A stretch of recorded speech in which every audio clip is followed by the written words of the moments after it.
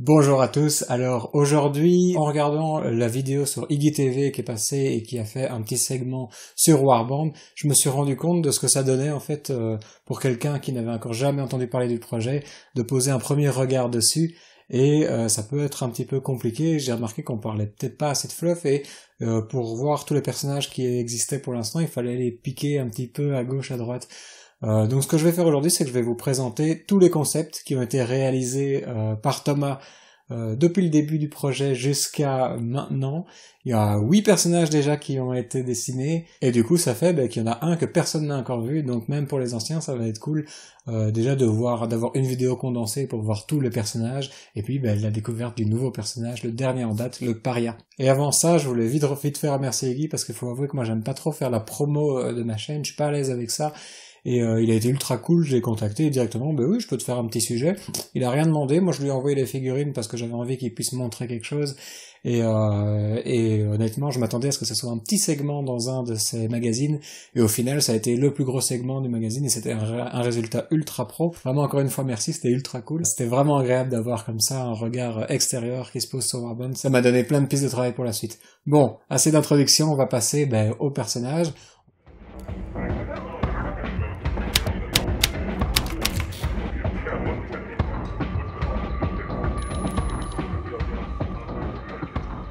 On va commencer avec les personnages de la caravane. Donc si vous êtes nouveau, la caravane c'est un petit peu les protagonistes de Warband, c'est la faction un peu principale où tout s'articule autour d'eux.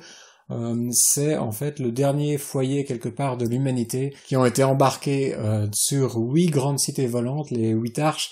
par le Conseil des IA qui les contrôle un petit peu, et c'est un peu le dernier bastion de survie de la société humaine, pas des humains, il y en a un petit peu partout encore des humains, mais de la société telle qu'elle était avant. C'est la faction la plus cyberpunk, parce que Warband c'est un monde cyberpunk mais qui est en train de décliner, qui s'est éteint, donc on est post-cyberpunk, mais eux ils sont vraiment encore en plein dedans, parce que le rôle du Conseil des IA c'est d'essayer de préserver l'humanité telle qu'elle est, leur société également. Donc eux, ils sont encore en plein dans le cyberpunk. On va commencer avec le tout premier personnage qui a été designé pour le projet. C'est une figurine qui est déjà sortie, et moi, elle est vraiment très importante pour moi, parce que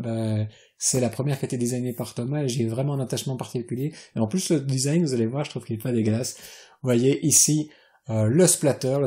qui est un personnage, en fait, c'est un personnage qui vient du Geth. Le Geth, c'est les quartiers pauvres de Managone. Managone qui est la plus grosse des 8 arches, et comme c'est la plus grosse et la plus peuplée, c'est aussi là où il y a le plus de différences de classe, et c'est une des seules où on retrouve vraiment une très forte concentration de quartiers pauvres, parce que normalement, sur les arches, il y a beaucoup de richesses tout de même par rapport au reste du monde. Managone, il y a tellement de monde dessus qu'il y a pas mal de différences à ce niveau-là. Il y a vraiment le Geth, un très très gros bidonville où se retrouvent un peu toutes les classes les plus basses.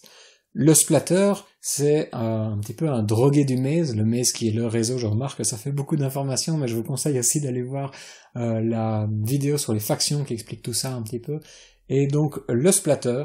il est complètement accro au Maze, tout simplement parce qu'il a réussi à s'y élever à des rangs assez important, ce qui veut dire qu'un peu dans la vie de tous les jours, il est pas grand chose, mais dans la vie virtuelle, c'est vraiment une star, et du coup ça commence à déteindre un petit peu sur sa vie. Il arrive à se payer de plus en plus de matos, et on le voit avec toutes ses améliorations, son grand bras mécanique et tout ça. Donc voilà, le Splatter, il est un peu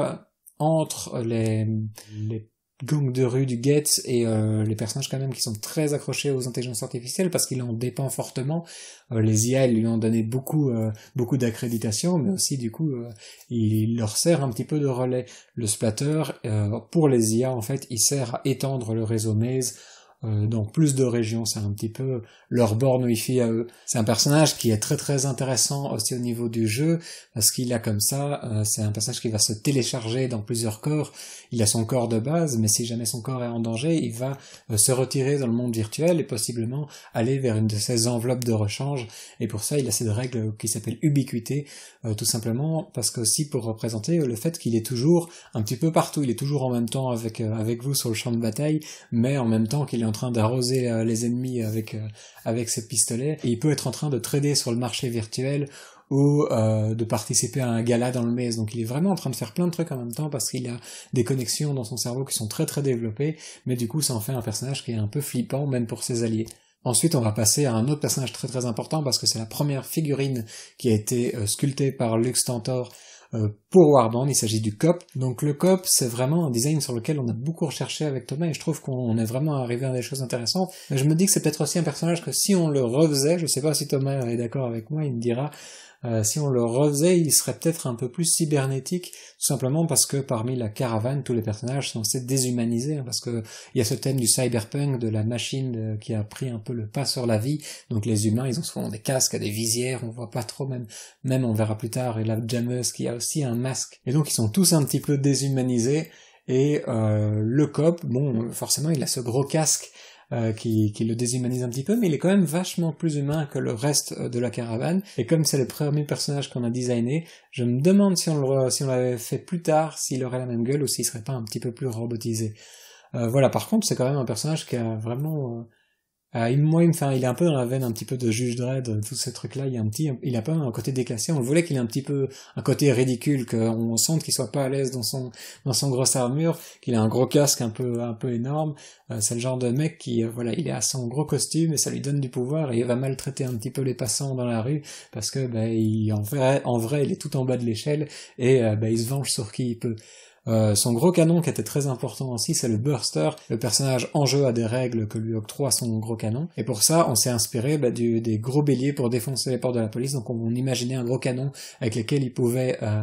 défoncer les portes, mais c'était aussi assez logique en termes de règles, parce que le Cop, il vise très très mal, et de temps en temps, il éclate tout, parce que son canon est trop puissant. Et avec un canon que vous tenez comme ça, pour viser, c'est pas le plus évident. Donc je trouve que ça représentait vraiment bien le gameplay en même temps que donner un petit peu une allure un peu particulière au Cop. C'est aussi peut-être une des premières figurines où j'aurais envie de faire une deuxième version, j'aurais peut-être envie de faire une copette,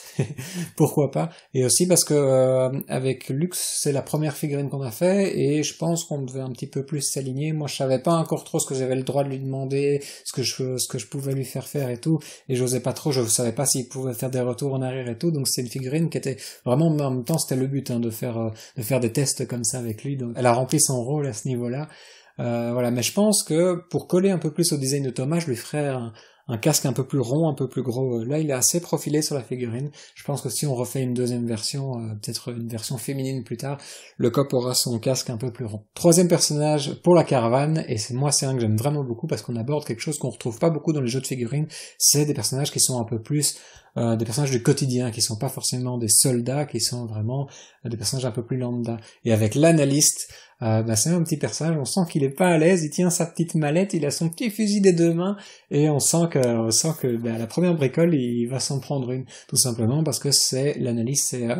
un personnage IA, c'est pas un humain, c'est une IA, et son rôle à lui, c'est qu'il fait des calculs prédictifs pour les commissariats des forces de l'ordre. C'est donc en quelque sorte, il fait des statistiques sur ce qui peut se passer. Si vous avez vu le film Minority Report, il y avait aussi des espèces d'oracles qui s'appelaient des précogs. Et là, c'est un petit peu le même principe. Ils essayent de prévoir les crimes, les choses qui pourraient se passer. Mais on est vraiment un peu plus dans le domaine du calcul. Ils font vraiment des calculs toute la journée en calculant les variations et les probabilités. Et ces analystes, ils ont vraiment pas pour habitude de se retrouver sur un champ de bataille. Ils sont d'habitude bien à l'abri derrière un bureau. Mais il y a pas mal de monde qui aime bien essayer de mettre la main sur un analyste, tout simplement parce que c'est quand même un gros avantage d'essayer de pouvoir prévoir les réussites de telle ou telle mission. Par contre, c'est interdit normalement par les intelligences artificielles, parce que on se sert pas d'un tel pouvoir, donc de calcul prédictif, pour son intérêt personnel. Il faut que ça profite à tout le monde, et quand ça profite pas à tout le monde, généralement, il faut faire des sacrifices qui vont souvent à l'encontre des intérêts personnels. Mais c'est comme dans toutes les sociétés, il y a moyen d'avoir la main un petit peu longue, de graisser une patte ou l'autre, et de mettre la main sur l'analyste. Donc l'analyste, un personnage un peu plus civil, et un fonctionnaire de bureau, un petit fonctionnaire comme on les aime. J'ai vraiment hâte de voir la figurine, je trouve qu'elle va être très très fun. Elle a beaucoup de caractère, je trouve que c'est un petit robot, il y a pas d'âme, mais je trouve que dans son attitude, on sent qu'il craint presque pour sa vie. Moi, je trouve le contraste assez marrant, c'est à nouveau dans le thème du cyberpunk, hein, on va retrouver des personnages comme le Cop qui sont très très robotisés parce qu'il est tout coincé dans son équipement, et c'est l'humain qui en fait est presque une machine, et À l'opposé, on a des machines comme l'analyse qui sont au final qui ont des attitudes très humaines. Donc ça, c'était des petits contrastes que j'avais envie de mettre en place et je trouve que ça se ressent assez bien. En tout cas, je trouve que Thomas fait un méga travail sur ce personnage, via la pose surtout que j'aime beaucoup, et puis le personnage en tout cas, le fait qu'il ait une petite manette, moi je sais pas, ça me plaît. Dernier personnage, le 4e pour la caravane, et il s'agit de la jammeuse que vous avez pu découvrir dans une des dernières vidéos, peut-être dans la dernière, je me souviens plus. La jammeuse, qui est un personnage nouveau qui vient de la rue, qui vient du Getz, parce que c'est un thème qu'on va retrouver assez bien pour cette première édition, parce qu'on est centré donc sur Managone, l'arche avec le plus gros taux de pauvreté de toutes les arches encore debout, encore en vol plutôt, et voilà, la jammeuse, elle, c'est un personnage qui est issu d'une tradition un peu bizarre du Getz. De temps en temps, quand deux gangs rivales sont en conflit, au lieu d'en venir à un conflit armé, ils font une course entre deux jammeuses dans toute la ville, et la première arrivée, ou le premier, parce qu'il peut y avoir des jammers, si ça se trouve on fera une figurine plus tard avec la version homme de la jammeuse, mais la jammeuse, voilà, ils font des courses de jammers un peu partout dans la ville, des courses où tout est permis quand même, parce que bon. Et donc c'est un personnage qui a un petit look un petit peu, bon, toujours très fort gang de rue, mais qui a un petit look sportif aussi, forcément. On sent qu'elle est là, elle est vraiment taillée pour la compète, elle fait des courses un peu partout dans toute la ville, et c'est sa raison d'être, elle essaye de porter haut les couleurs de son gang et de remporter ses courses pour éviter des effusions de sang, mais ces courses sont bien souvent très sanglantes aussi, et puis il y a pas mal de dommages collatéraux, parce qu'ils vont n'importe où, ils s'arrêtent pas au guet, ils vont dans les quartiers riches s'ils le peuvent, parfois ils se font arrêter par les forces de l'ordre forcément, ça fait partie du jeu, ma pauvre Lucette, comme on dit. Et pour ce personnage, on a pris un petit peu la tendance inverse, parce il y avait que des écrans sur la tête des personnages, il y avait que des têtes de robots, ce qui est très dans le sens de la déshumanisation de la caravane. Et pour ce personnage, donc pour la jammeuse, on a voulu déshumaniser aussi le personnage, mais tout à fait l'inverse. On lui a fait un visage, mais son visage c'est un masque qu'elle porte par-dessus, donc c'est un casque-masque. Donc voilà, il y a ce côté humain, mais toujours un peu bizarre, parce que le visage est figé, c'est pas son vrai visage à elle, donc on la déshumanise, mais en prenant un peu les choses dans l'autre sens, et pour pas avoir que des écrans tout le temps non plus, il faut varier un petit peu les plaisirs.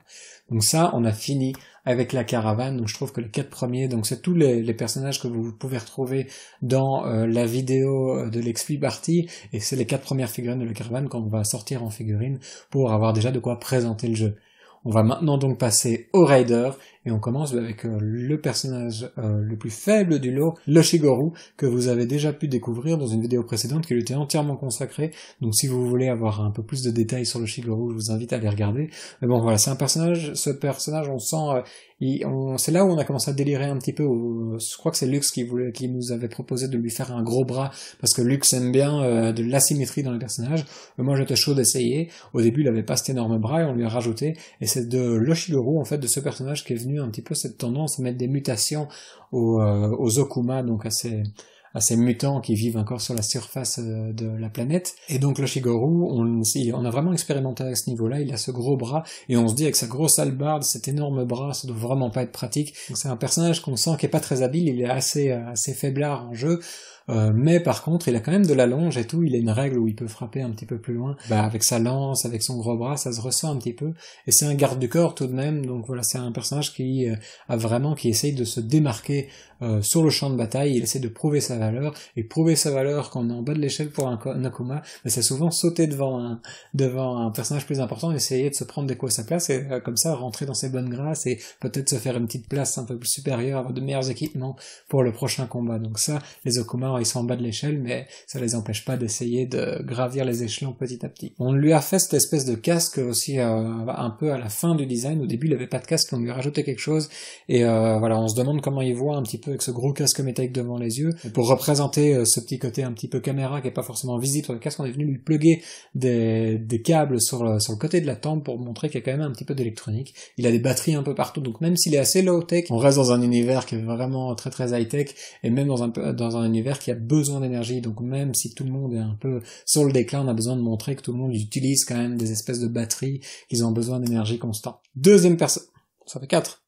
personnage des Raiders, et là on va arrêter un petit peu de faire durer le suspense pour ceux qui ont déjà suivi le projet depuis longtemps et qui ont déjà vu tous ces personnages. On va passer au nouveau personnage, il s'agit donc du Paria. Donc le paria, c'est un humain, parce que oui, chez les raiders, il n'y a pas que des Okuma, il y a aussi des humains. Et voilà, on voulait un personnage, et ça c'est une idée à nouveau de Lux. En fait, Thomas a dessiné le personnage presque dans cette pose dès le début, pour définir le design avant de le mettre en pose. Et sur ce personnage, Lux disait c'est sympa un personnage sur une pose un peu statique avec quand même un petit mouvement de tête et des choses comme ça, juste pour avoir quelque chose d'un peu plus calme. Et j'étais assez d'accord de me dire si tous les personnages sont en train sont comme la jammeuse en train de sauter dans tous les sens et en train avec des poses super dynamiques, mais c'est un petit peu lassant. Et je sais pas pour vous, mais moi j'ai toujours plus facile à m'identifier à un personnage plus statique. En tout cas à l'imaginer dans des situations réelles, parce qu'il n'a pas une pose imposée. Et s'il n'a pas une pose qui est imposée, j'ai plus facile à m'imaginer dans plein de poses. Enfin, je sais pas si c'est comme moi ou si vous aussi ça vous fait cet effet, mais voilà, du coup, je trouvais ça pas con. Et bon, pour quand même que la figurine raconte une petite histoire sans lui mettre de gros mouvements, on lui a mis son fusil sur l'épaule, donc le paria est au repos. Le paria, c'est un humain qui, son gros truc à lui, c'est la survie, parce qu'il n'y a pas beaucoup pour lui, il est pas spécialement costaud, et il vit parmi les Okuma qui ont tendance à se bagarrer tout le temps et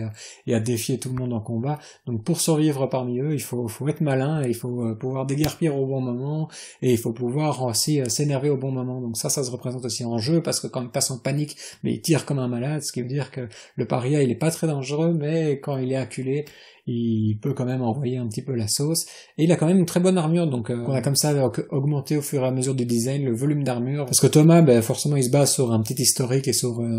un descriptif de ma part, mais par contre après moi je dois m'assurer que le design correspond quand même plus ou moins aux statistiques, et le paria il a une bonne armure, donc j'ai fait comme ça augmenter le nombre de pièces d'armure qu'il y avait sur ce personnage. Voilà, je trouve que le personnage déglingassé, il y a un petit côté un petit peu Star Wars sur ce personnage, je trouve un petit chasseur de Tatooine ou quelque chose comme ça. Donc voilà, le personnage je trouve est très très cool, et je m'attendais, et surtout on a été très très vite pour le faire. Thomas il est vraiment assuré sur ce coup-là, je crois qu'en 2-3 jours il était fait, ce qui est vraiment très très rapide pour un design, et on sent que voilà, petit à petit aussi Thomas il commence à être rodé, il commence à connaître mes préférences et ce que je vais lui demander, et peut-être en termes de caractère design il commence à prendre du level aussi le petit Thomas. Du coup là il l'a fait super rapidement, et je sais pas, je trouve que elle a de la classe tout simplement, alors que spécialement le paria c'est pas une figurine phare du projet, donc j'en attendais pas énormément. Mais quand j'ai vu le rendu, j'ai fait honnêtement, il déchire, et il me plaît encore vachement plus que juste au début en termes de concept, où pour moi c'était un personnage un petit peu secondaire. Maintenant le paria, je me l'imagine bien dans l'univers de Warband, et ça devient un personnage qui est un peu plus important à mes yeux aussi. Troisième personnage des Raiders, alors là c'est le personnage qui est en train d'être sculpté par Lux, donc le joueur d'Orkedo. C'est vraiment un personnage qui est très très malaisant, dans le sens où lui il a carrément abusé sur les améliorations génétiques et biotechnologiques. Les Okuma ils font comme ça, et comme le renard qui va venir après, ils ont tendance à mêler la technologie directement avec leur organisme, tout simplement parce que leur organisme est assez réceptif à ce genre de choses. Ils peuvent facilement, ils font pas beaucoup de rejets, et du coup le joueur d'Orkedo il a été un petit peu trop loin, parce que lui son gros trip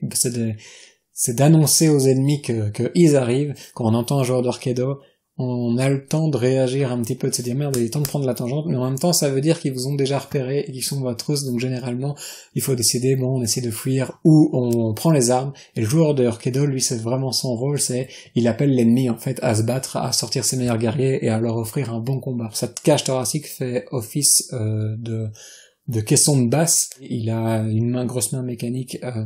pour l'aider à tenir le rythme un petit peu, et on voit que vraiment c'est toute la musique qui l'intéresse. C'est pour ça qu'on a mis plein de petits débris sur le socle. J'ai demandé à Lux de faire ça pour vraiment, comme le personnage est en train de danser avec les jambes qui partent un petit peu dans tous les sens, j'avais envie de montrer que au milieu des débris, il doit être en train de se charcuter les jambes, mais il s'en fout, lui tout ce qu'il veut c'est jouer du tambour et combattre. Un personnage qui frappe quand même assez bien en jeu, il faut pas négliger, il a quand même une très bonne stat d'attaque. Voilà, un personnage donc qui est vraiment très central dans le gameplay aussi des Raiders. Il a un petit aura qui lui permet de buffer l'attaque de ses compatriotes, et il les fait avancer un petit peu plus vite, et en plus il envoie du jeton stress sur ses alliés, ce qui vous aide à les passer en panique plus vite, et donc en état de frénésie pour certains d'entre eux. Et on arrive enfin au dernier personnage, donc le plus gros personnage pour l'instant. On n'a pas encore fait les big guys, c'est le prochain à être designé par Thomas, Donc le Rona, il est vraiment un petit peu plus grand que tous les autres. C'est vraiment un personnage qui est quand même assez fort dans son gameplay, et on avait envie vraiment de représenter que ce mutant, c'est pas un tendre, il est bien costaud, et on a un petit peu triché avec son socle, parce que son socle, il y a quand même une grosse élévation, mais ça donne pas tellement l'air d'avoir une grosse élévation. Donc en fait, quand on le met à côté des autres, bon, il est quand même fat, mais il est pas non plus énorme au point d'en être démesuré. Le fait est que ses pieds sont plus hauts que les autres figurines, et du coup, quand on le place à côté de quelqu'un, il le domine vraiment complètement. C'est vraiment le personnage berserker du lot, c'est celui que vous avez envie de passer en panique, et lui, pour passer en panique plus vite, son truc à lui, c'est qu'il a greffé son arme à son système nerveux pour que ça lui fasse mal à chaque fois que lui il frappe, et qui s'énerve de plus en plus vite. Ce personnage, c'était un personnage qu'on a mis beaucoup de temps à chercher avec Thomas, parce que c'est vraiment un personnage phare de la première édition. Du coup, on voulait qu'il en jette, et on a vraiment cherché très loin pour avoir quelque chose de très particulier et qui va rester bien dans les mémoires, et je trouve que voilà, cette grosse épée, elle défonce. Et moi, ce que j'aime vraiment particulièrement dans cette figurine, c'est le dos. Je sais pas pourquoi, mais le dos de cette figurine, je la trouve, et en plus, quand vous poussez vos personnages, vous, c'est souvent ce que vous voyez, donc le dos est assez important dans une figurine au final. Et je trouve qu'il y a vraiment quelque chose qui se raconte avec son espèce de tissu matelassé qui donne du mouvement, et ça donne vraiment quelque chose de très japonisant du dos. La petite colonne vertébrale cybernétique qu'il a aussi, je sais pas, le tout est vraiment très cool. Bon, forcément, l'avant défonce aussi, mais je sais pas pourquoi, je trouve que le mouvement et ce que ça raconte de dos est vraiment excellent. On sent vraiment que il y a un petit peu de poésie malgré que ce soit une grosse brute, et du coup ça me plaît beaucoup. Et voilà, lui, on sent c'est un personnage qui devait, le mot-clé que j'avais donné à Thomas et à Lux, c'est que on devait ressentir que c'est pas agréable ce qu'il a, c'est douloureux en fait. Il a presque ces espèces de trucs cybernétiques qu'il a sur le bras, c'est presque des échardes pour lui. C'est vraiment un personnage qui a tout le temps mal en fait, parce que il a fait des choix un peu débiles aussi au niveau de ses améliorations. Donc il fallait qu'on sente que quand ça vous fonce dessus, vous êtes mieux d'avoir déjà fait votre dernier repas avant, parce que vous allez certainement pas revoir le jour se lever. Par contre, on sent que il a pas une vie exceptionnelle non plus, et que lui il est là pour la baston, et qu'il déguste à chaque fois qu'il donne un coup. Et c'est le genre de personnage dans le milieu compétitif où il faut penser à un counter contre ce personnage, parce que il pose vraiment souci à chaque fois qu'on le pose sur la table, si on l'équipe avec l'un ou l'autre objet qui peuvent vraiment poser problème. Donc voilà, on a fini de passer en revue les 8 personnages qu'on a déjà designés et qu'on va essayer de sortir le plus rapidement possible en figurines pour pouvoir jouer à Warband et vous montrer tout ça. Et voilà, merci à tous ceux qui nous ont rejoints récemment. Comme toujours, merci à tous ceux qui me suivent et qui me soutiennent depuis le début, ça fait vraiment chaud au cœur. Du coup, merci vraiment de m'aider à garder le sourire tous les jours là avec ce projet, c'est vraiment que de la bombe, donc c'est ultra cool. Merci à tous, on se retrouve pour la prochaine vidéo qui sera, je vais arrêter de dire ce que ce sera, parce que à chaque fois je respecte pas et je fais autre chose, du coup ça sera ce que ce sera, j'arrive pas à dire ça sera ce que ce sera. Du coup, à la prochaine vidéo, quelle qu'elle soit. Ciao!